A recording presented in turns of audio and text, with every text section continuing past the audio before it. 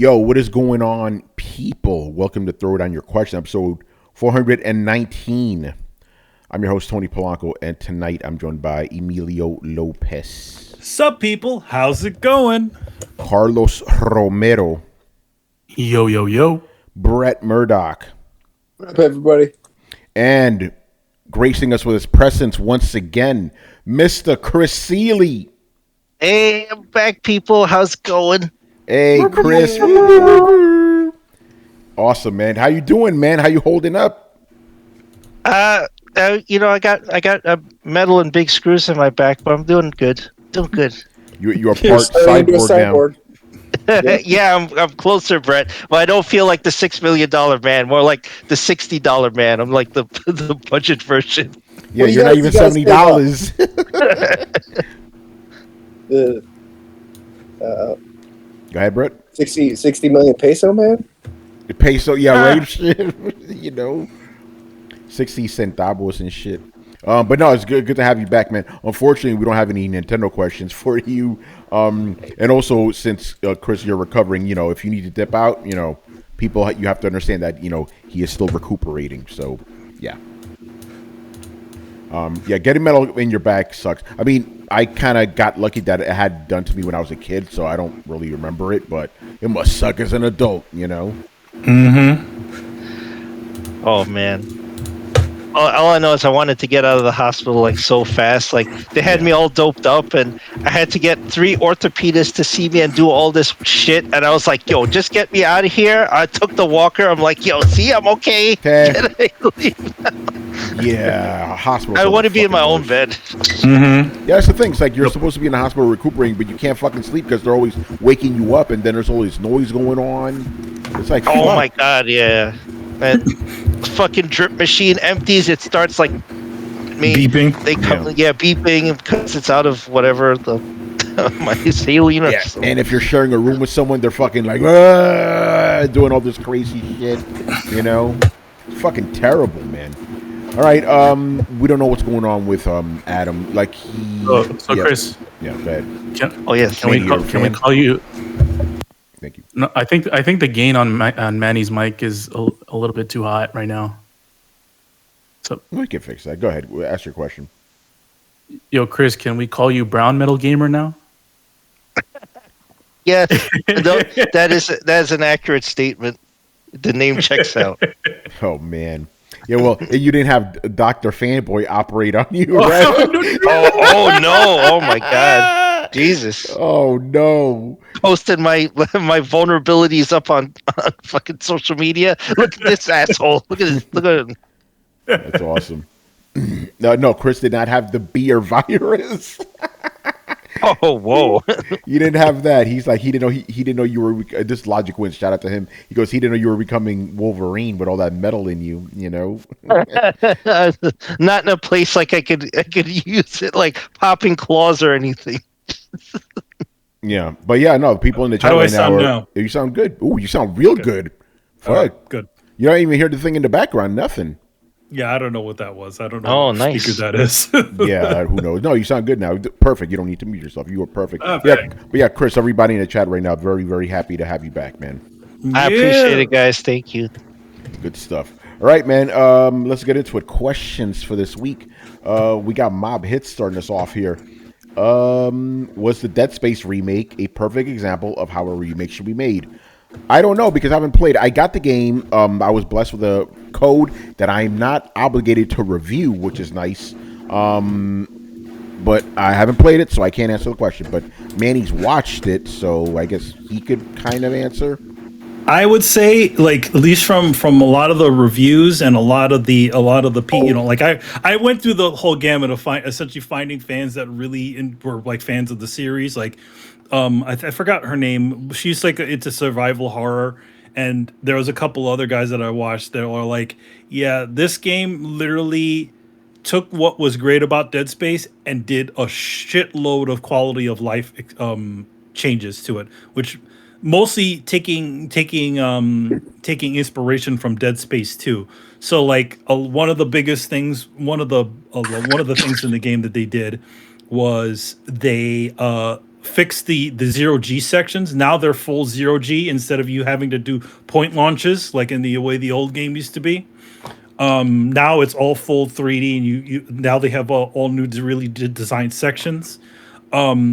The ship is all connected now, as opposed to having to use the tram to get to all the different sections of the ship. And now there's all these connecting hallways and pathways to get you to the different parts of the ship now. So if you want, you can literally walk all the way over to the later parts. Obviously, you have to open them, but. And then they also got rid of the node system. Not the node system, but like the I forgot what it was like. You needed certain amount of these things to open specific doors. So now you don't need to do that anymore. Now you actually you have a what do they call it, a clearance level. So when certain things happen in the game, your clearance level is high enough, then you can go through a bunch of different doors. And then another one they did was they got rid of the turret sections from the game. So now they made them a lot better to deal with, because that old turret section, even though Chris was the master of those sections, they actually fixed it up. So I feel like they did the right amount of preserving everything that happens in the original Dead Space happens in this game, with the addition of extra stuff. Namely, Isaac now talks and he makes references to certain things that you hear about later on in the Dead Space. If you've played Dead Space 3, I think Dead Space 3, they talk about Isaac's connection to the unitology shit and all that stuff. So, and there's also a lot of additional dialogue. Here's like for the most part, Isaac sort of stays, pretty with generic dialogue, but anytime unitology shit comes along, he sounds pissed. Like anytime they talk about that stuff, instead of like the original one where it was like, he was just like, oh, blah blah blah, I kid, blah blah blah. No, he's like, no, fuck those guys. He's like, yeah. So he has a lot more. He stays pretty relatively, relatively,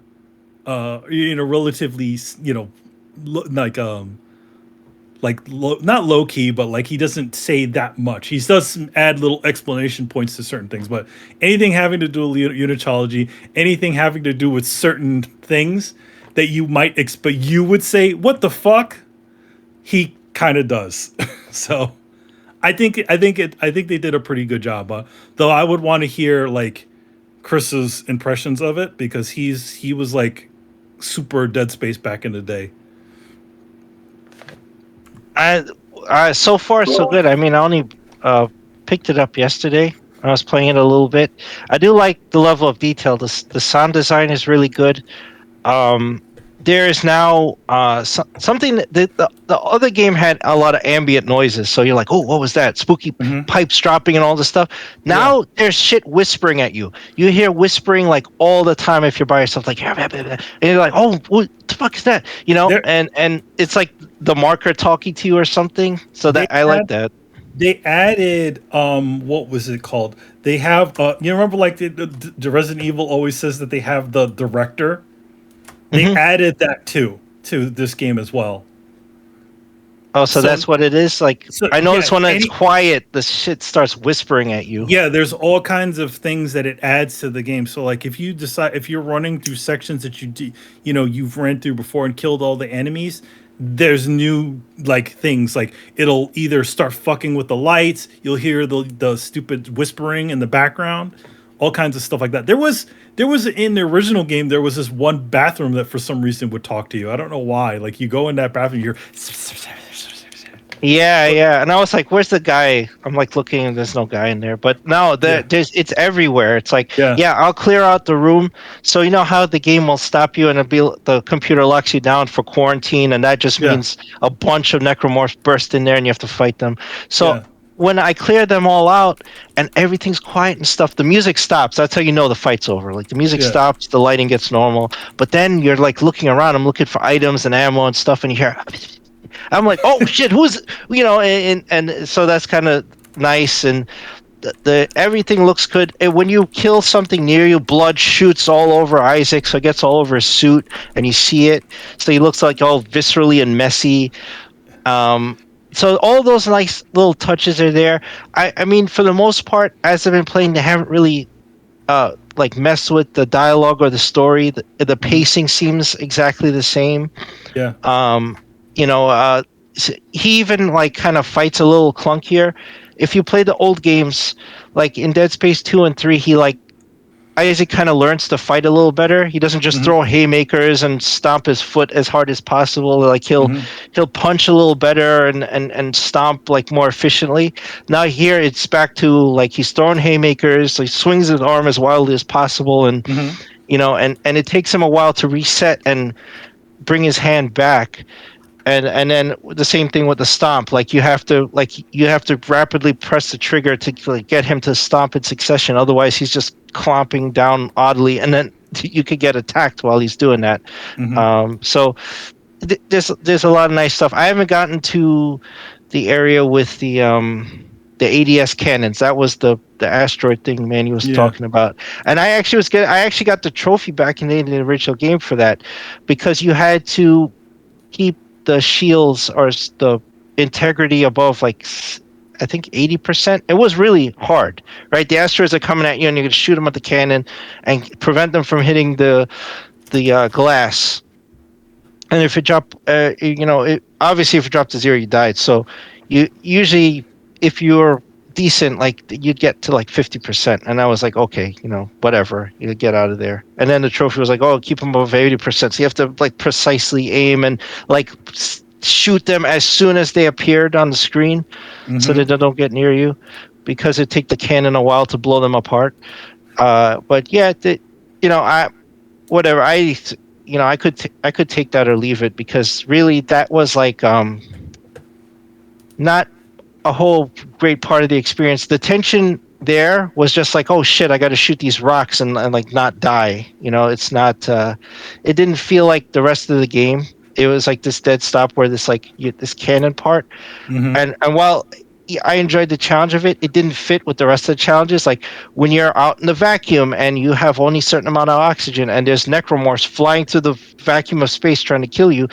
That's cool, and like Manny said, the zero-G parts are definitely improved. Like boosting through there, you can just free float and use your thrusters and go, so you don't have to aim and go, I need to jump over there, and then he just automatically jumps to one spot. That's gone. Like you're now just free floating and you can go where you want. So that's a little better, and that's also good for picking up ammo, because before you'd have to see the ammo and then like kinesis it to yourself, and then you could miss stuff. So now you can just fly around and just pick it up as you go. Yeah. They did a lot, a lot of things, and they also again they did a lot from, at least from what they said, and you can hear it too. It sounds like Isaac's like smashing noise still sounds the same, like whatever he goes, "Arr!" Like that still sounds the same. They got the voice of Isaac from Dead Space 2 and 3 back to play the voice of him again. His girlfriend is played by the second version of her from Dead Space 2. So they at least kept, as far as like switching. I think they only switched out I think one character, one or a few characters, and they extended some of their roles a little bit. But I think even the hacker lady is still the same actress.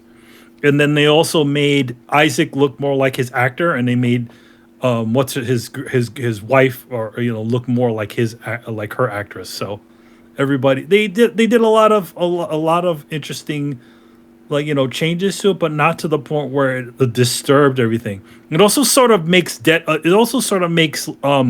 Resident Evil remakes kind of look a little silly for one reason. They cut so many things out of those Resident Evil games just in to do their remake. This is a remake, but this is like a full-on remake, but it has additional shit on top of it to sort of, make it just make it a little bit bigger. Cool. Anybody else have anything to say about Dead Space Remake? I haven't tried it, so I can't really talk about it. But I do have a question. Uh-oh. This, it just made me think.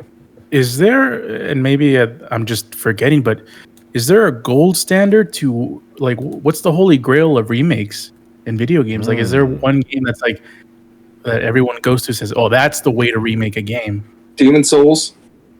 Yeah, I was gonna say that. Yeah, That was Demon- well done. Yeah. Demon Souls, yeah, Souls, it still had all of what made the original Demon Souls great, but also expanded on it. All the same story beats, all the same stuff is still in there, but things are bigger. Yeah, Blue Point nailed it. Yeah. So, that's but right. I feel like this remake is also on the level of that, like at least from what I could see. Yeah, from what I can tell, like it's a true remake made with love, very holding to the original. You could definitely tell that these people who were making this were actually really big fans of the game because they kept everything that was in there, that all the same bits. Like you walk to that one door and you see that dude slamming his head against the wall. That's in there. The lady doing the surgery on that body, and then she slits her throat in the thing, and it goes spraying all over the place. Just all those same spooky moments are still in there. In the same places, but just everything else is all nice. Even Isaac's suit got a nice subtle like redesign. I think it looks a little more like the 2 design, but I can't remember. But yeah, they did a really good job, and I almost want to see them go through the whole series and sort of fix everything. How would Dead Space 2 remake look? Yeah, fix 3 completely because that game was bad. By the way, that unitology stuff that was really in 2. In 3, I don't really remember it being in there. I just remember snow. There is, but it was heavy stuff. Like in the second one, there was a lot. Like you're actually in their churches and everything. Yeah, you're in their churches and everything, but there's some history about Isaac and the Unitology Church. I think that's in 3. Yeah, it could be. Yeah. I only played that game once because I hated it. Final Fantasy VII Remake is we're talking about the gold standard. Now we're just talking about which ones you like. Like which is the thing is, like, Final Fantasy Remake is another type of is not almost, it's a very different type of remake. Here's the thing. Yeah. It's a remake, but not a remake like Demon Souls. Like they are remaking the whole thing. And both of those are remakes, but not like each other, but not like Shadow of the Colossus. Yeah, remake. exactly. No. Yeah. Man, I still remember Shadow. Yeah, go ahead. Shadow is not really. Is it a remake? I guess it is a remake. It's but considered a weird remake, but it's like the original one is underneath. It's kind of Same like thing. the Halo games, the Master Chief Collection. The original games are still underneath, but they're considered remakes. I still remember the first remake I ever played, Super Mario All Stars. I think that may be one of the first, if not the first remake. For a lot of people. Yeah, for sure, it was great. And we can't, even though they did change stuff. Resident Evil 2 remake was pretty fucking good. That was like they definitely took a lot of inspiration from the original while also sort of giving you something different. Yeah, 3 was a little hit and miss. Well, I mean, there's so much of 3 that just got lost. It's a very disappointing one. Which is weird because the game was already short. It's like you're taking stuff away. But it is still funny that the same complaints about Resident Evil 3 remake were the same complaints people had about the original. Too short, too action focused. Yeah, well, which is actually what it was. But right? literally that, yeah. All right, good stuff, man. Move on. All right, the next couple of questions here will be about a certain Xbox game called Hi-Fi Rush, which is what I call the new Twitter game. It joins the ranks. Yes, I was hoping we would talk about this. Oh yeah, we'll get into it. It joins, and I'm just speaking for myself here. It joins the ranks of Among Us, the soccer game with the cars, fucking Fall You shut your dirty Guys, mouth. You shut your dirty mouth. and Hades. It's the Twitter game. Okay, Hades. I mean, if you're talking like general interest, here's the interesting thing. I was 100% in a bubble about this game. Everybody was. Well, I did. Because literally Microsoft like threw it out at the last minute. They announced it at the conference and they're like, "Go play it now. It's available." Yeah, Nobody I knew don't about even this. mean that. Like, I'm talking beyond that. I didn't see the conference. I didn't see the showcase. I didn't even hear about the game. I just saw the game on Steam and went, "Oh, that game looks dope." I really want the RimWorld expansion though. I can't buy both, so Yeah. I'm gonna buy RimWorld expansion. And then I heard that it was on Game Pass, and I was like, "Oh, the fuck!" So I made sure to actually go in and play the first 2 levels today, and I have thoughts. All right, let's answer the questions first. Yeah. Answer the question. I just want to say, Yeah. I got stuff to say. That's good. Yeah, and Manny actually beat the game, so I we'll actually have a good finished the game discussion. this weekend. Fuck yeah, Manny. Nice, Good good on you. stuff. All right, first question here from Mob Hits. With Hi-Fi Rush fast becoming a stellar success, I got a caveat about that. Do you think Microsoft needs more of these Japanese type studio games in their catalog? Microsoft needs more games, period, bro. You know, Yeah. So that helps. Yeah, no one's going to say no to that. Obviously, the more games, period, you get, Japanese or otherwise, it's a good thing because Xbox is dry. You know. Yep.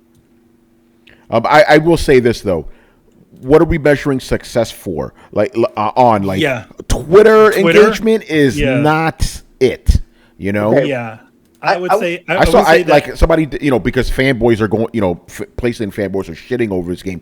Naturally, they were talking about, oh, look how many more people are playing this on this game or playing Forspoken on Steam than they are Hi-Fi Rush. This game's already crashing and burning. It's like, you guys you're comparing a shitty game to this. Come on now, So I think, I definitely think that it's more of the situation. They need more games in general. I also think that this game, in a lot of ways, also the way they sort of made it is that it is easy to get into, and it's not that bad as far as the rhythm based portions of it. It's like, I would say the only problem I would say would be some of the quick time events. Those things were a little bit difficult, but other than that, I would say that and I also think that this game is not so anime that it wouldn't appeal to people that aren't not into anime. If you look at the main character, he doesn't look totally anime. He looks more like a Western character. Though I would say some of the side characters, like some of the other characters on the cast, do look very anime, and some of the villains. But yeah, I think it's a nice little game. I think nice little 8 hour, nice 10-hour experience. Yeah. Decent. Okay.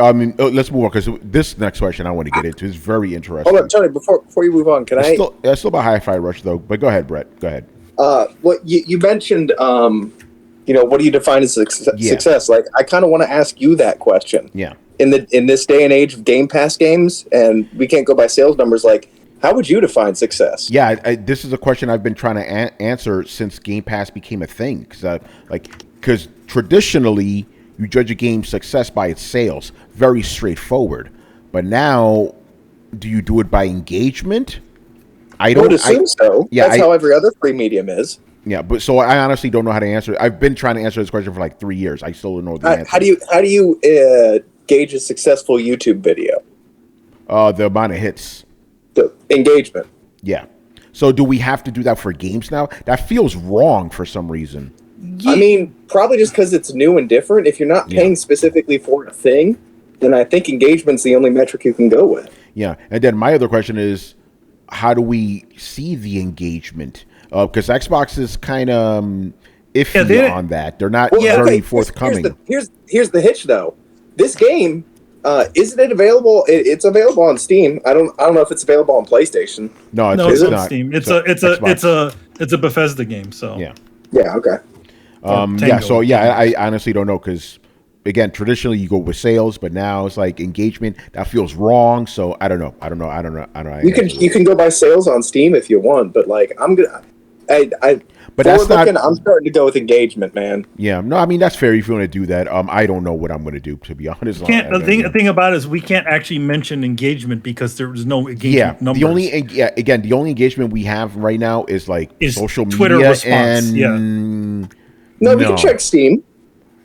You can check Steam, but Steam is only counting their sales, not engagement. And that's fine. Like right now, like I think in the absence of any other information, we can judge the success on this by how it's selling in Steam, how much it's being concurrently played. Yeah, I think that's fair. I also think that not only engagement but retainment is another big one, because there's a lot of games that just come and go. Halo Infinite numbers were touted at the beginning of when it released, but after that initial spark, it just died, and now it's like, all hell's broken loose in 343 and Microsoft. So you know what my personal metric is? I go into Steam reviews and I check the reviews and I see how long the people reviewing the game have been playing. If I'm getting a bunch of even if people are like, this game sucks, 150 hours played, that game is worth it. Yeah. Here is Blitz. Okay, I'm gonna read what he just said, but I want to know, is this a specific game you're talking about, or a hypothetical? He goes, so you may have 20 million players, but only 5% finish the game. Is that a success? I would say no. But also keep in mind that only 25% of people finish games to begin with. Hypothetically, okay. No, I mean, I would say, I would say no. I would say no. If 20 million of them played half of the game, I would say that was a success. But if half the game, yes. But only 5%. That's the stipulation he gives. Here's where I'm kind of, my soft numbers in my head, and I know this is completely arbitrary, but I'm kind of judging them on a 2-to-1 ratio. You're Brett. Yep. They're kind of all arbitrary. All of us, these are all arbitrary numbers. They're all arbitrary. That's fair. I'm kind of going at a 2-to-1 ratio, right? If half the people playing the game bought it, that's kind of where you'd land. Yeah, I mean, if they sold 20 million, then Okay. And this is what I'm talking about. Hold on, bro. Let me finish my thought, and I want you to jump on this, right? Okay. So on one hand, if you have 20 million people that just played it on Game Pass, 5% beat it, I would not consider a success. 20 million people bought it, only 5% finished it, I would consider a success. Isn't that interesting? Okay, well, this is the way I'm going to look at it then, right? I'm going to go with a 4-to-1 ratio, right? Yeah. 25% retainment kind of thing, and this is where I'm going with it. You're paying about $15 a month for your Game Pass, right? Yeah. That's about, 25% of the price of a game, right? So you're paying 25% as much. Okay. Go ahead. Yeah. No, I'm just saying, bad math, but if people are willing to pay $15 a month to play this, then I count that as a quarter of a sale. Okay, yeah, I see what you mean. Yeah, because they're not just paying that a month to play just this game. They're playing. Sometimes they are. So they're playing that to play every game. No, well, they're paying it to play the latest game. Yeah, that's the tricky part. Someone can have Game Pass, install this game, play it for an hour, and say this game's ass, and he's like, I'm going back to Grounded.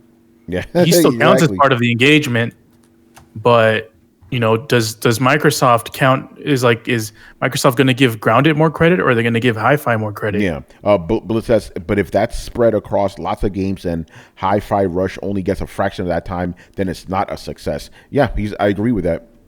Okay, well, would you disagree with the statement that without a steady dose of these games that you would cancel your subscription? I did. Okay, but not because of these games, because I don't get the AAA games I want. A game like this would not get me to subscribe to Game Pass. Personally, no. I would say this is a huge skip. It's a rhythm game. Fuck that shit. I don't care. I don't care how nice it looks. It has again I would say the rhythm portion of it is a very light part of it. The only time that it ever rears its head is during QuickTime events. Yep. Let's go say engagement is an easy metric to show investors who don't really know how gaming works. Okay, well, let me pose the question to you. How would you balance engagement versus sales if you were to? Again, I don't know. I'm talking to him. Okay, Blitz, how would you do it? You know me, bro. I'm like, show me the money. How much did you make? No, I know, but here's my thing. We can go down a slippery slope and saying engagement means nothing. Or, we can get down to the point where it's let's say 1 out of 100 people bought it. I don't know where the answer lies there. Yeah. Blitz says, not my job, ask Phil. It definitely goes into the new type of medium metrics that the Netflix type of way to look at things. Yeah. It's just difficult. It's just difficult to see how, because there's so many variables to take into account whenever trying to figure out whether a game is being played, whether a game was, high engagement one day and then just died off, or it's lasted for long, it's built up after months, it keeps growing.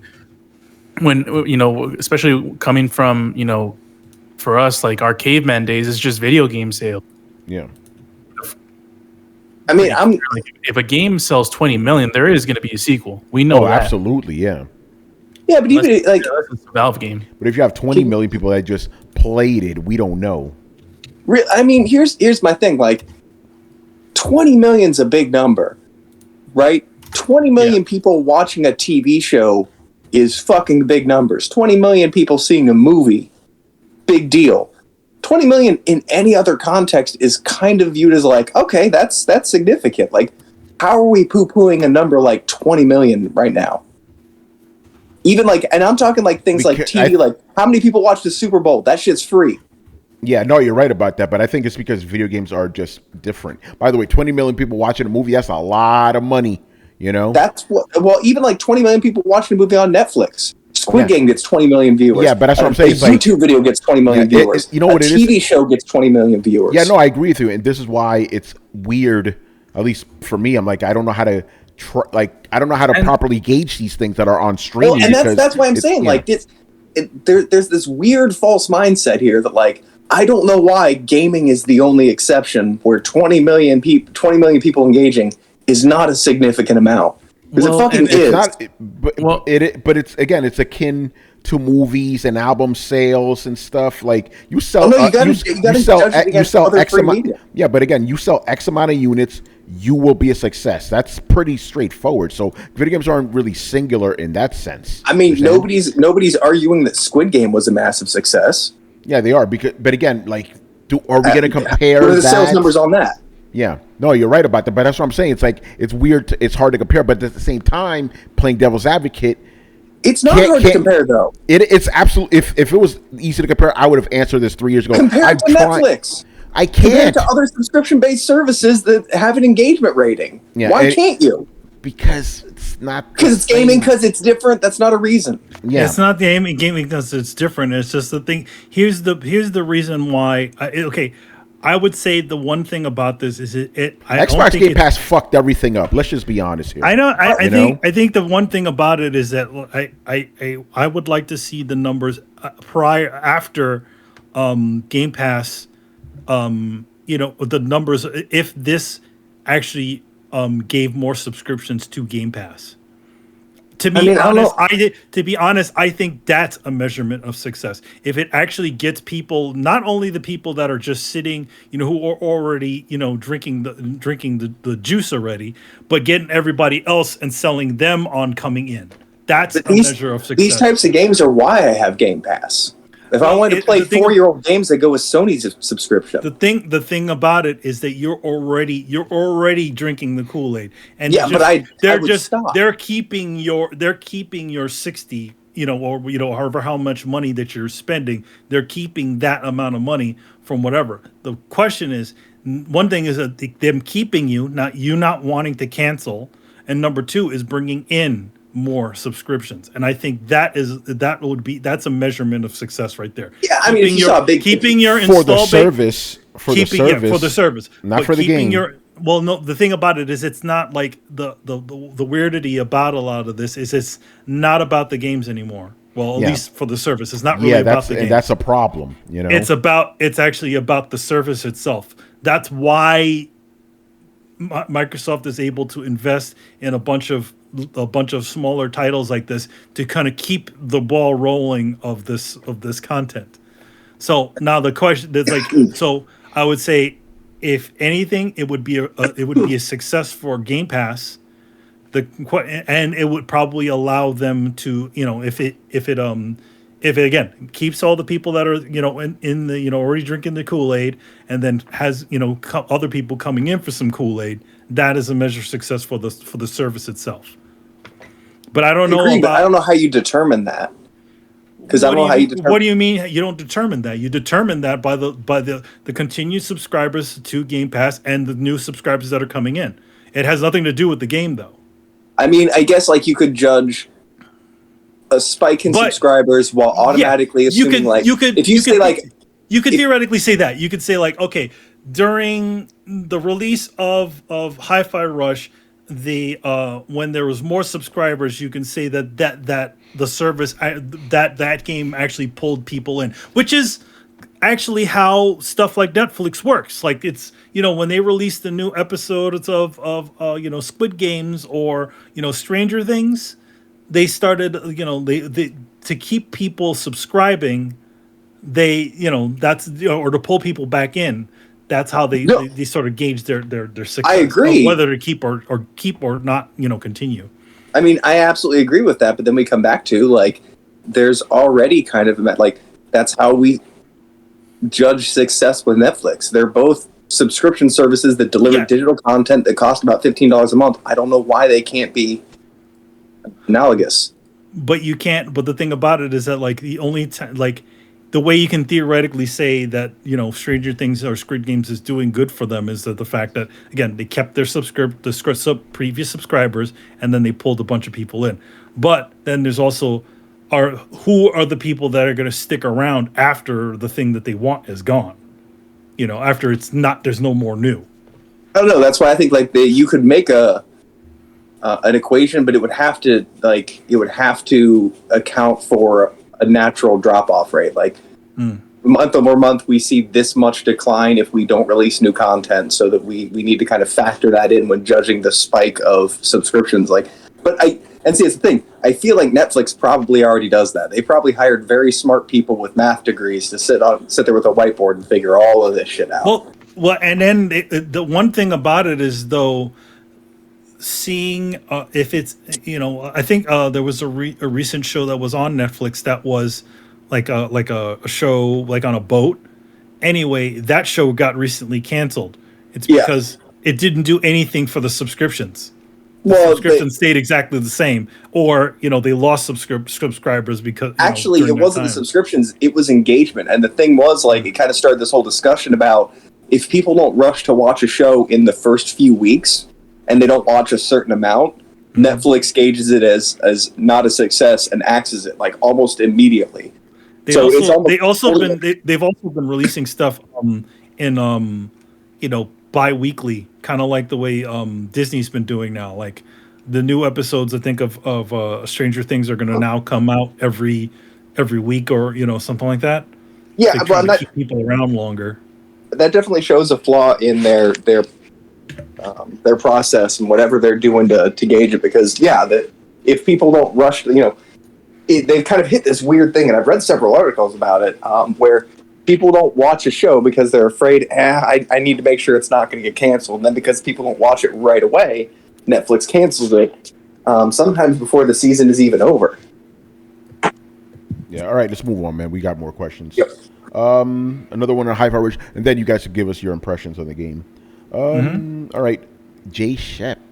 Right, Hi-Fi Rush recently shadow dropped on Xbox Game Pass and was met with stellar praise, though I'm not sure it would have been noticed on PlayStation. It may have been scrutinized. My question is, does PlayStation's $70 game price tag force Sony Interactive Entertainment to create certain types of games in order to profit?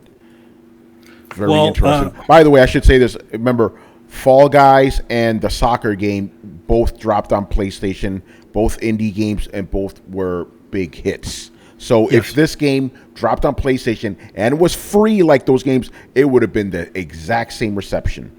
I definitely think so too. There's nothing uniquely Xbox or anything about this title other than it being a thing. And I also believe that this game was at some point going to be a multi-platform game until the acquisition happened. Oh yeah, for sure. Yeah, I think it does. So anyway, I think I don't think it would have gotten lost. No, it would have been the same reaction.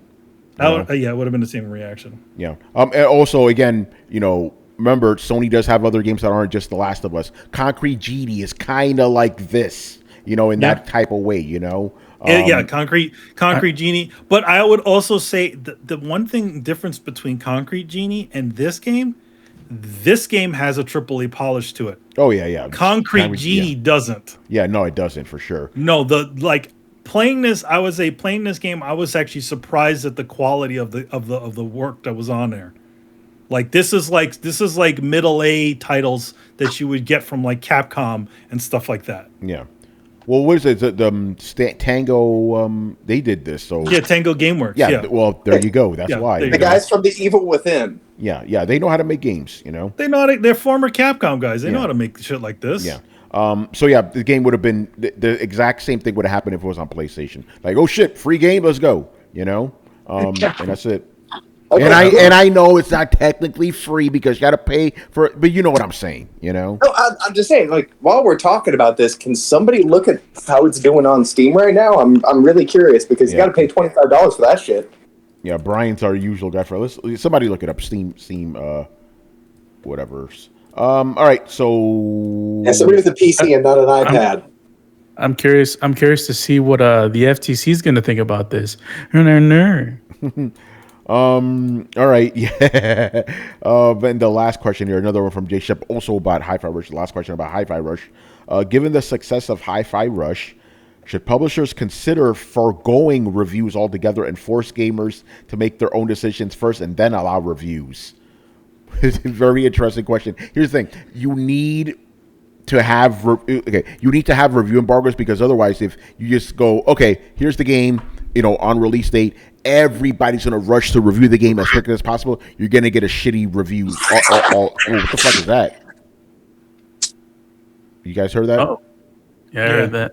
Yeah. Okay. Someone- So the someone's reason, been getting the reason the reason you have embargoes when it works well, because obviously some companies pull some shady shit. Forspoken, by the way, you get the game about a week or two in advance. You play through it normally like a regular player would, and you have your review, and the review is a solid, good review. But if you don't have a review embargo, the game drops. Then everybody has to rush to get this thing out because you got to get those SEO clicks. You got to be on Google as fast as possible. So you get shitty reviews that are just rushed.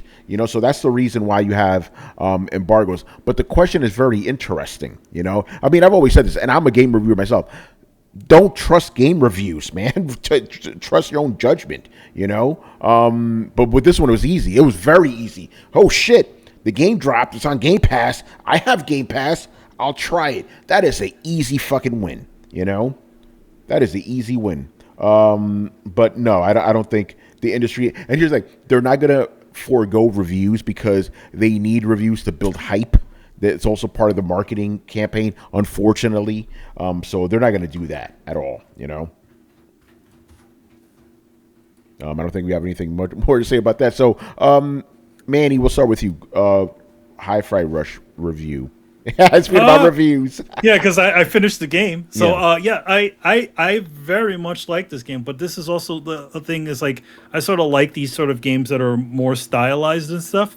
Obviously, I've been a big fan of Gravity Rush, and I've been playing an oldie moldy game on the PlayStation 3 called EX Troopers. But yeah, it was a lot of fun to play, and I feel like the aspect. I did, again, like when I heard rhythm sort of, sort of game, I got a little, I was like, yeah, I don't want to play it. But I looked into it a little bit more to see what it was all about. And it really wasn't like, it wasn't really like anything like, it's the rhythm portion of the game isn't really like, if you hit the rhythm, hit it on time, you get bumps of, but it doesn't really affect your abilities. You can keep smacking buttons as much as possible, and things will happen. Just like any sort of game like Devil May Cry, and Devil May Cry, even though they don't have a little thing on the screen that keeps you to the time of the music or anything else, you still are doing timing. There's still timing in platforming. All of that stuff. The only difference is that in this game, the timing of all the platforms, the enemies, your abilities are all timed to music. So your character is always sort of like, bobbing to the music, things in the environment are moving to the music. If the timing of the music, the timing isn't overtly obvious to you, they even give you these. They even give you this little like fun little metronome thing on the bottom if you want to keep on time with everything as well.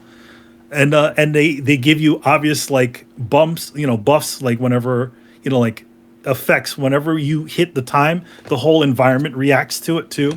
So like if you do like a dash, everybody the like things in the environment sort of act up, or you hear like a sound thing. So it's very satisfying.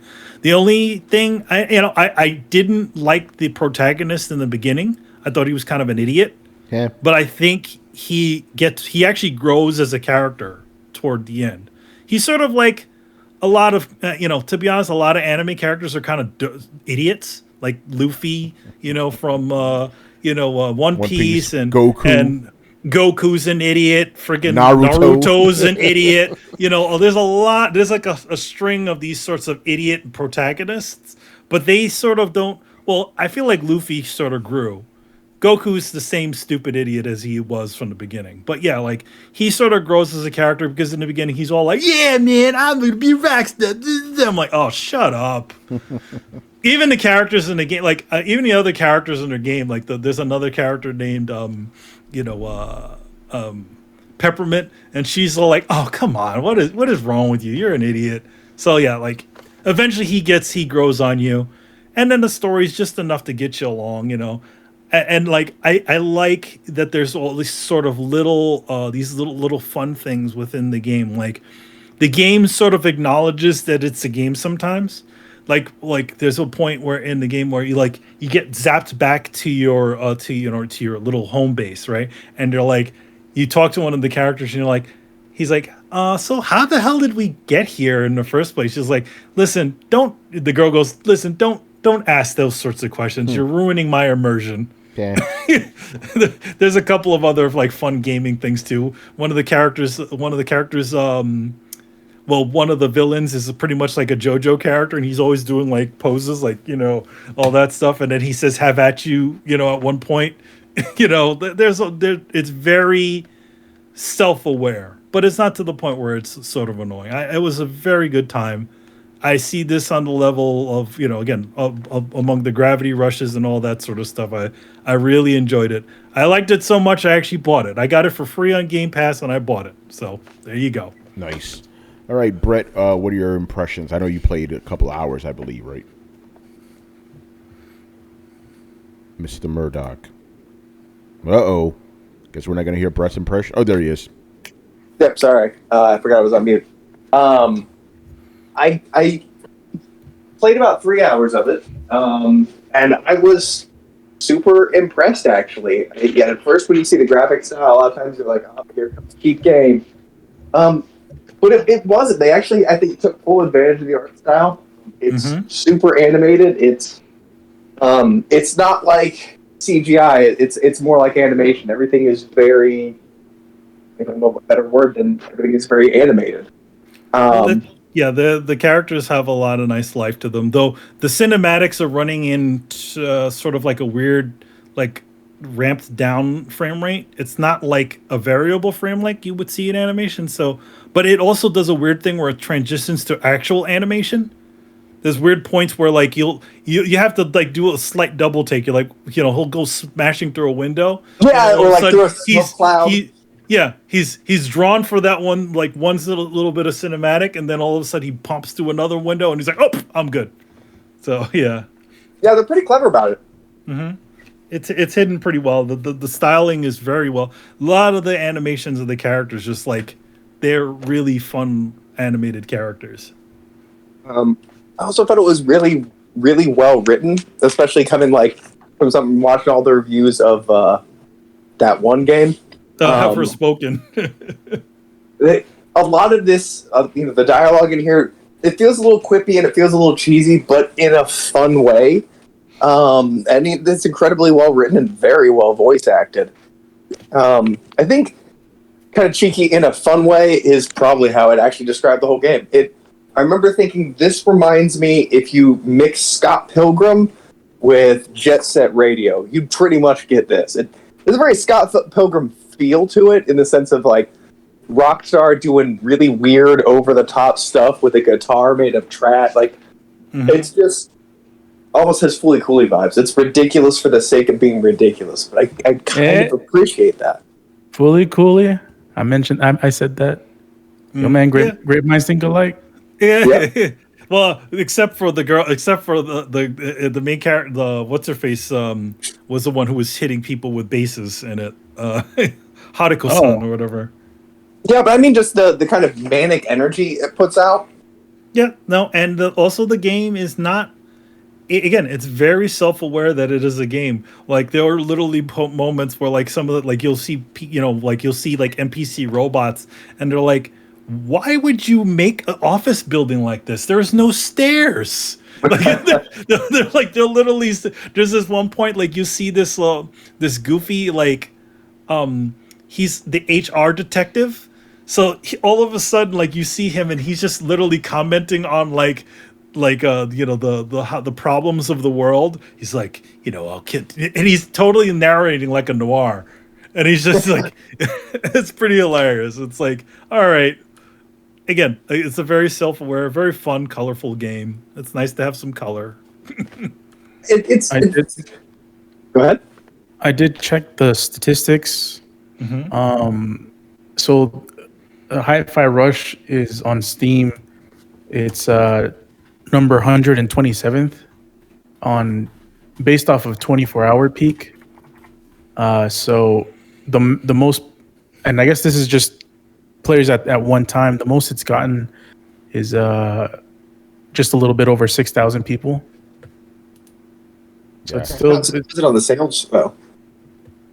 It doesn't give you sales. It only gives you people who played the game. I swear that it gave you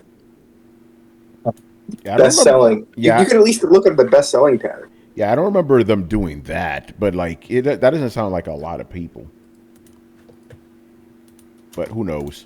Anyway, it's 127th. They have 6,000 as opposed to like number one, which is Counter-Strike Global Offensive, which is over 1,200,000. That shit's never gonna die. Yeah, that's gonna go on forever. Dota 2 is number 2 at 600,000. Apex Legends number 3 at 400,000. So there are those damn Team Fortress 6, dirt. Grand Theft Auto, man, fuck. You're always, man, fucking, Oh, Chancleta Mangu, what's going on, brother? Yo. But yeah, any last thoughts on Hi-Fi Rush?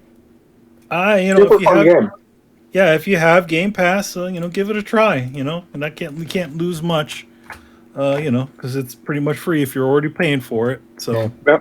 I want to throw out there, like, let's say it's a fun game. I think that means more than it used to, right? Like in the age of Druckmann games. Yeah, I feel like it's a breath. To be honest, it's actually really nice to have a very sort of colorful game in this sort of dreary time, especially if you live in the east, in the cold, or the north, It's just sort of nice to have this sort of colorful, like lighthearted game rather than all this sort of like, oh god. Alternatively, on the same day though came out Dead Space, so so it was very polar opposite sides of the spectrum. Good stuff. All right, let's move on here. Oh, we got our first sponsored question of the night here. Whoa. Mr. Romudeath does it again, man. Who's this death? He is sponsoring an extra question from Mr. J. Shep. Question is, with Square Enix's latest game Forspoken likely being a flop and their strong interest in NFTs, I'm getting the feeling that Square is headed down the same path as Ubisoft. If Adam was here, he'd already stop me with this question. Am I wrong in thinking that the company should get back to its roots and focus mainly on JRPGs? And Mob Hits also asked, what's up with Square Enix being so hot garbage lately? It would be nice. Remember, though, like during the 90s, Squaresoft was fucking undefeated when it came to RPGs. Like, every game they put out was like a hit, basically. or really, really well done. But ever since they came into like this century, it's been hit and miss. Yeah. And it's funny because like they bought these Western studios, then they just fucking sold them all off, and it's crazy because Forspoken is a Japanese game. It's developed by Yes. the Japanese, but it's written by Americans, so it has that feel of a Western game, even though it's It's Japanese. in a weird way, it's sort of like Hi-Fi Rush. It's a very sort of weird amalgam of styles. It's a very obviously Japanese developed sort of game, but with this writing on top of it that's sort of very Western. Yeah, because that's the thing about Forspoken. By the way, because I didn't like beat the game. I think I played like 9 hours or something. So I was like, hey, let me hate finish this game, right?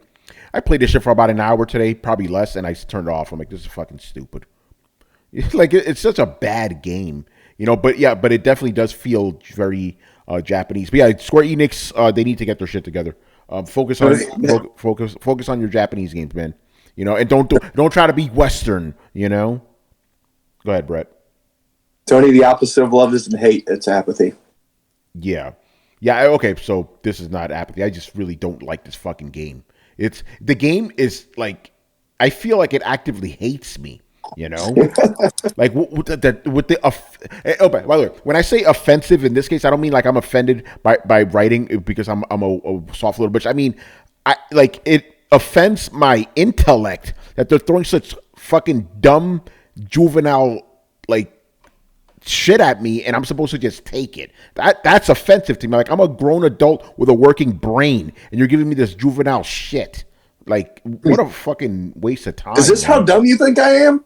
Yeah, exactly. It's insulting. They think I'm stupid, And again, I got to keep it real, man. Because I'm a New Yorker. I'm like, this bitch ain't from New York, Nobody talks like that, Fuck out of here. She also just seems incredibly unlikable. Extremely unlikable.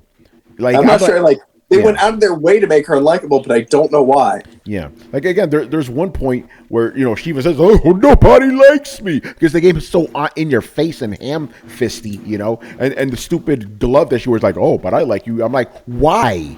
What's wrong with you? She's terrible. She's from Jersey. Logic wins it. There you go. That's why she's unlikable. But yeah, fuck Forspoken, man. All right, let's move on here.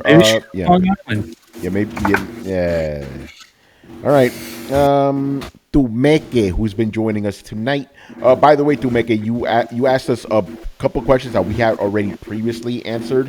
One of Manny, your Dealy again. Thank you. One of them was about what are games that are considered bad that you like. We've answered that before. You also asked us you asked us an interesting take on what is your favorite gaming possession. This one was, if your house is on fire, what would be the gaming thing you take? But we've kind of answered that before. My answer is I could literally just lose all my worldly possessions. It doesn't fucking matter. I don't really hold any of this shit sacred. I can just buy it again. I'll just re-download them. Yeah, that's it. I'm good. All right, so let's get to the actual question here. With the Activision Blizzard deal. If the Activision Blizzard King deal goes through, will that open the floodgates for more large acquisitions? How does that make you feel about the future of the industry? Dude, the age of big acquisitions started as soon as Microsoft bought Bethesda. Then it was like, oh shit, let's fucking go. So I don't think it's going to open the floodgates. I think the floodgates are already open. Everybody's talking about buying everybody else, We also have a kind of related question coming up. But yeah, I've thought about this. It's kind of worrisome because you could kind of see a future where it's like you only have like 5 gaming companies, theoretically speaking, Well, it's looking more like 3 at this point. Yeah. I warned you. I told you. Yeah, but you know what I'm saying? Like, or excuse me, I should say 5 publishers total, Man, just look at Silicon Valley if you want to see what gaming industry is going to look like in 5 years. Yeah, it's a good point, By the way, I don't think it can get any bigger than Activision Blizzard because I don't know if any of the other as big as it gets. Yeah. No, see, here's the thing though. Rockstar, I don't know. You have talented groups of like 20, 25 people starting a company, rising in the ranks. They're starting a company, getting big, being bought by somebody else, and then either quitting or getting fired and then reforming another company somewhere else. The new name of the game is become successful enough to get acquired. Just like Silicon Valley, man. No, you're right. I can't disagree with it. I mean, as big as Activision Blizzard, so they would go definitely less than what this deal was. Well, almost everyone's under someone else. I mean, look at Embracer and how much they've acquired, and Embraced. Yeah, and then like Carlos, like you mentioned, Take-Two has Rockstar and 2K Games, and now Microsoft. I mean, we ignored all the other studios they bought before they even bought Bethesda. They were just acquiring people left and right, and then like they got to the big ones they wanted. Like, let's take Bethesda, now let's take Activision Blizzard, which prompted Sony to buy Bungie. Yeah. You know, it's just like Tony said, the floodgates are already open. It's just who can afford who can negotiate what. I mean, I know there's a question down the line about Ubisoft and how much they've been fucking up lately. I mean, we'll probably never see Skull and Bones. Skull and Bones might as well be with Beyond Good and Evil 2. Just throw it. I'm okay with that, Chris. But it's just ridiculous how mismanaged they are. Where they probably are making themselves a target for acquisition, and it's ironic because they had tried to fight off Vivendi for the longest time from taking over the company, and now they're in a terrible state where anyone could probably pick them up at this point. Should we just jump to that next question since we're already talking about Ubisoft? May as well do it. Villa Kyle, he goes, I would like to repost this question as it has become relevant again. Last June, the panel, Throwdown, felt that Ubisoft wasn't looking to be acquired because its financial situation didn't look dire. This was Throwdown episode 391. I like the fact that he pointed to the episode. Nice. Yeah. The situation is different now with rumors saying the company is looking to be acquired. The rumors say that Ubisoft has been laughed out of the room after looking for acquisition suitors. What do you make of these rumors now? Yeah, what the difference a year could make, right? Because, and we actually explained why Ubisoft would not look to be sold, why they were okay. But that was last year. Things are very different now, as Chris said. But Chris, if you want to give us more details on Ubisoft's current financial state, but they're not doing well. Like, their games aren't selling. They're under hot water with some controversies and all that. So yeah, very different state of things now that we're on Throwdown episode 420, basically. Yeah, I would think when you're that far, they're in the hole already. They're in debt. They've had allegations inside the company of, like, I don't know, sexual misconduct or whatever. There's been talent leaving, and just massive delays on major projects. So, your company is just like burning down around you, right?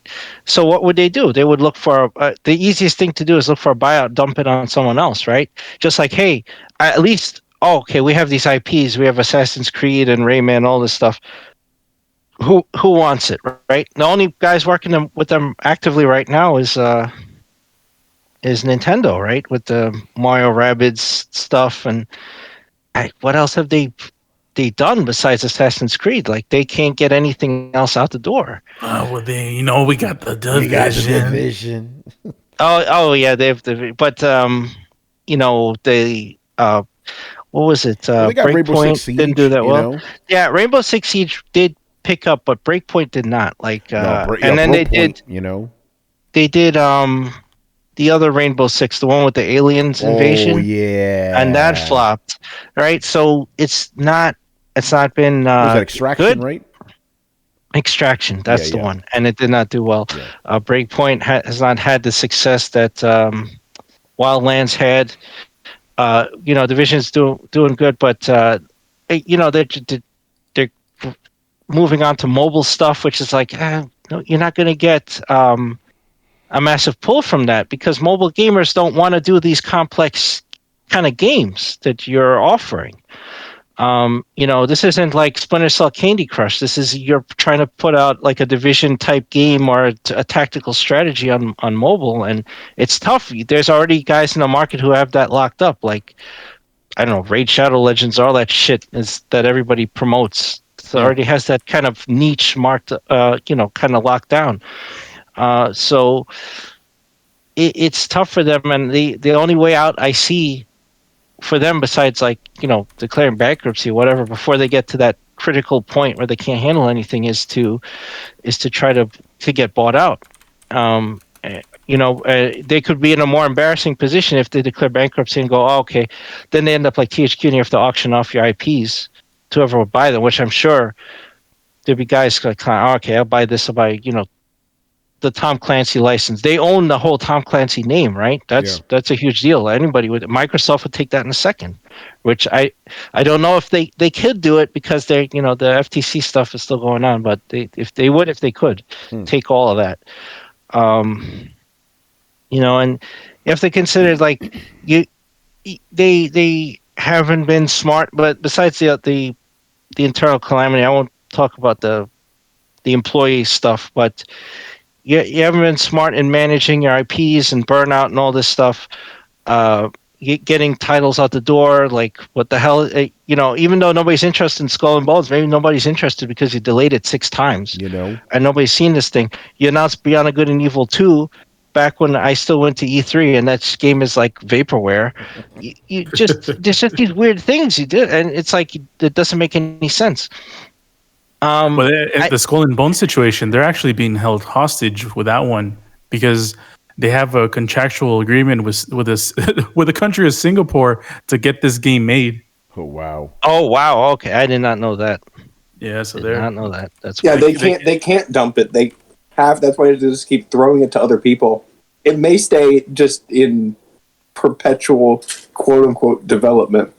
It's like that one guy they don't want to fire, so they just give a basement office and never talk to him again.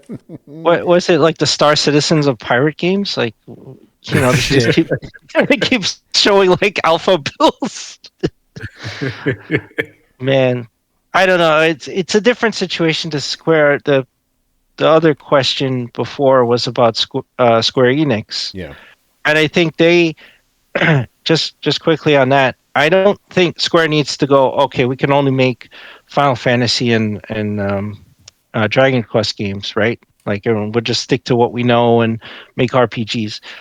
I think they need to be smarter about things they publish. Like, do not put out live service games like, Avengers, and think that you're just going to reap endless rewards for that.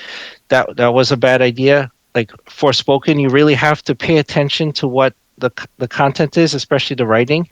And the writing is that shit. Maybe you don't publish that, or you reconfigure the game, like move on studios, fire some people, and actually write. Hire people that can write competently above like a fifth grade level. There's things that there's common sense things that they have to do. You have to take control over that stuff. You can't assume like, okay, we're gonna develop and handle the graphics and gameplay, and then this Western studio, they're gonna handle the writing, and then we're just gonna merge it all together, and it's gonna be magic, like BioWare magic. We see how that worked out, so don't do that, right? You need to have control over every facet of your development. You need to pick and choose projects and games that are, you have full competency across the board, right?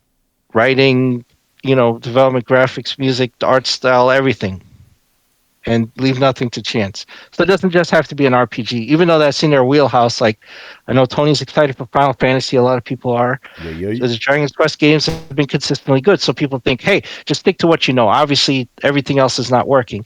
Well, everything else is not working because they kind of, each one is a dud in its own way. I don't like Guardians of the Galaxy was good, right? But Avengers wasn't good. Like the game not only had problems, but when you tie it to live service, like it's bullshit. Like nobody wants to play that. And then you do a bait and switch stuff, and it's like, oh well, you're actually following a character nobody likes, So there's that. It's like, oh, it's not about the main Avengers, it's about Miss Marvel. Like, well, I didn't want to play that. Yeah, it's looking bad, man. But yeah, with the question in hand, it's like, yeah, we're going to see more acquisitions. I was thinking about this. We did the last show of the year. We always go about, we always recap the biggest news stories. All of us forgot about the Bungie acquisition because the Bethesda one was so much. I mean, the Mac division one was so much bigger. So it's pretty interesting, man. All right. With how Bungie's been performing lately. Yeah. I mean, Anybody Destiny's still doing good. You're thinking about 343. They're the ones fucking up. Yeah, I am big about 343. My bad. All right, man. Villa Kyle. So that was his first question. Next one is, of all the studios Xbox has acquired, it seems like Bethesda is carrying every showcase. Where are all the other studios? Carlos, you were talking about this the other day, man. Like you said this should just call it the Bethesda and Xbox showcase, And I agree with that. But yeah, where are the other studios? I mean, they're still making their games. That's what they're doing, I mean, that's not really much to say about that. They're making the games, Bethesda actually has stuff to show. All right, let's move on here. All right, Black Metal Gamer. He is back, people. All right. What has done worse damage for the Xbox brand? The Kinect or Xbox Game Pass? I don't see how Xbox Game Pass has hurt the brand. That's helped the brand. The obvious one was Kinect. That fucked up the Xbox One. That Xbox One was so fucked up. Like the company is still haunted by it till this day. Well, and coming off the back of the 360 and all its production issues. Yeah. That was just a double whammy, man. Yeah, the Kinect for sure. That's not even a question. I don't know why he brought up Game Pass. Like Game Pass is probably like one of the good things about Xbox. Granted, they need to get more first party AAAs, but you like your indies and stuff. That service is good to go. And I'll say this too: if you're if I was a kid, I would love Xbox Game Pass. Like that's a great service for kids too. So yeah, I don't see why you would equate it to a Kinect. It's a little weird. All right, moving on here. Ace Ali, who's been joining us tonight. What's going on, brother? All right, his question is, if you bought a game at full price and that game continued to be relevant for years and years after its initial release due to continued support via paid DLC, would you support this model? Picture less Destiny and more like Elden Ring or God of War, but instead of an entirely new game every few years, you got regular DLCs with substantial story campaigns, completely new areas, and weapons abilities specific to those DLCs. Would this be a potential answer to the business side of the industry, which wants continuous revenue from a single project, as well as the community who wants great games and appreciates the long-term support? If you don't think so, do you have any suggestions to alleviate the shameless money grabbing and money transaction plaguing so many games lately? Good question. It's funny he says this because what you described was literally the pitch for DLC when it first happened. Yeah, that's right. And look at us now. Yeah, well, they never fucking did it. If they did it, actually, some people do. And when they do it, that's awesome. That's my favorite model, honestly. Yeah, I've said this before. I prefer sequels. I don't, DLCs are cool, like 1 or 2 or 3 or whatever, but I still want a full-on sequel eventually, So maybe both. Give me both, But I don't want like a single game that's just getting DLCs for 10 years. That's excessive, Dude, God of War 2 was a DLC. Come on now. But it's not. It's an actual full-on game. It could have been a DLC. Well, you can't say that. God of War Ascension could have been a DLC. Yeah, that could have been a DLC, I absolutely can. It tells one story and doesn't change the mechanics or the graphics at all. The graphics, but the game is as long as an actual game. It's not like 2 or 3 hours, And there's a lot. There's a lot of different mechanics in it too. It's not a DLC, man. That's bullshit. I completely go against Here's the thing: a lot of games are 40 hours. A lot of DLC is 20 hours. It's a DLC length too. Okay, but dude, it's an actual story with a beginning, middle, and end. It's not just. No, it's a continuation of the last story because it's a continuation too, but it also sets up new things. What new things did it set up?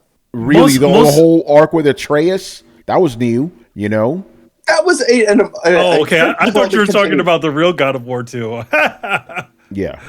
That's a character development of Atreus. He was always on that trajectory again, but we didn't see that in the first. We saw as much or more character development from DLC in The Last of Us. Yeah. Oh, yeah. And yeah, you could say that. Here, don't get me wrong. There are some DLCs that are better than certain games. I will give you that. Like Miles Morales, that's better than a lot of games, but it is still a DLC. God of War was, and it feels like an actual full-on sequel. I know it doesn't to you. You know, that's cool, but I played both to the end, and I still feel like it was So have one I, man. goddamn story.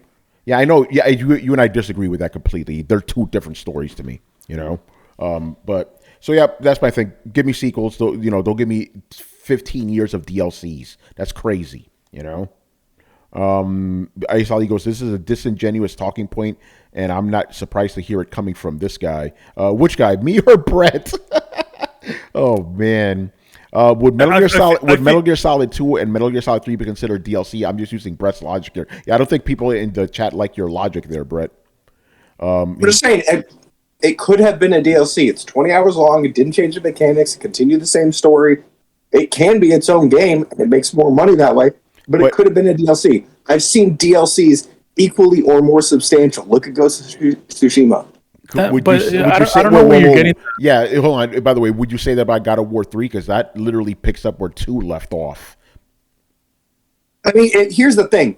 I'm judging it by the technical story beats of how you write a narrative, right? In terms of acts, the first God of War is not 3 acts. It's not by any classical definition of writing. Yes, it is, and I wholeheartedly disagree with you on that.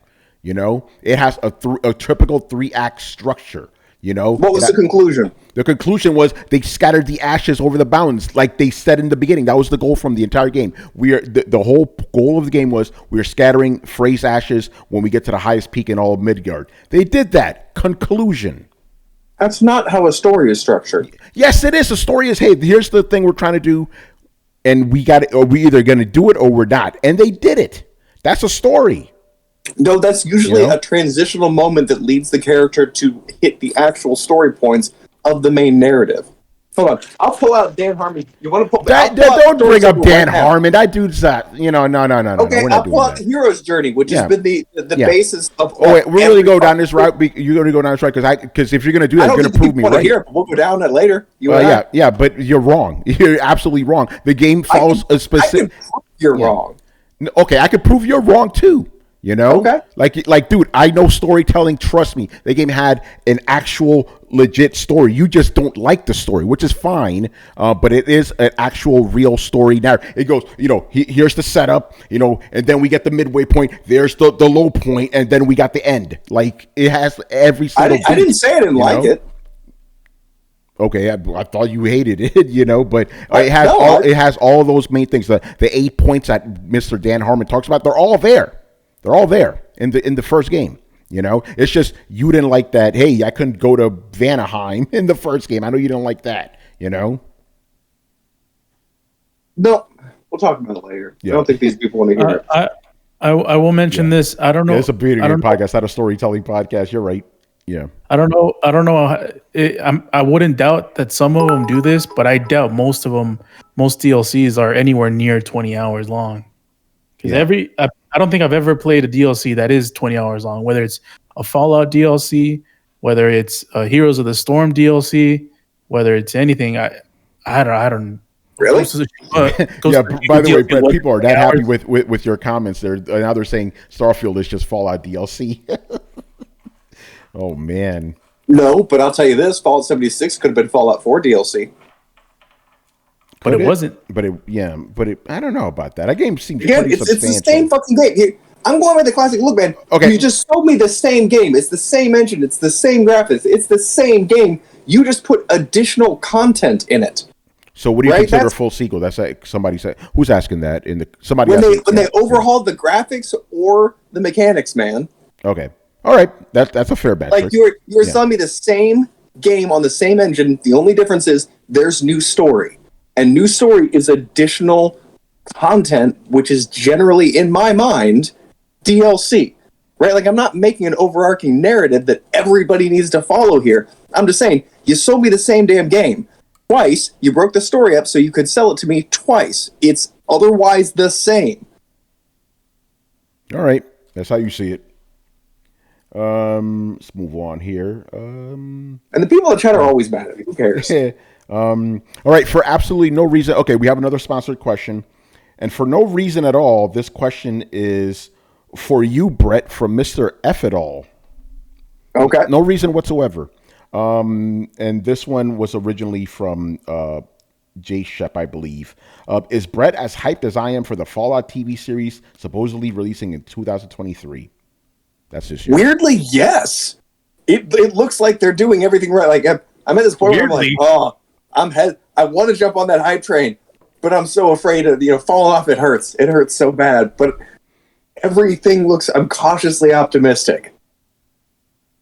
I would have found it weirdly if you weren't hyped for this. Yeah, exactly. Like, this is Fallout. Dude, I'm a cynic. I think everything that's based on something else is probably going to suck. Not Fallout. I mean, Fallout tested you with 76 and it passed. dude, I love multiplayer games like that. You basically just said, here's a janky version of Fallout you can play with friends. And I'm like, all right, fucking cool. Let's do this. Yeah, I'd be interested to see who's involved with this. If it's an HBO show, then I'm like, man, this might be good. But if it's the people who made Maybe the writer and Uncharted, director were pretty good.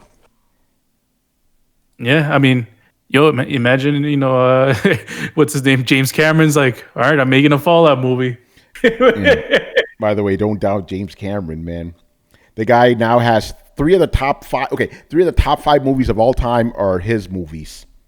But Twitter said it was good. But Twitter said Avatar 2 was gonna flop. Oh, man. Fucking idiots. All right, moving on here. Last two questions of the night from Mr. Illustrated Dio, man. All right. All right, first question. And Manny, you could probably answer this because you're Mr. Metal Gear.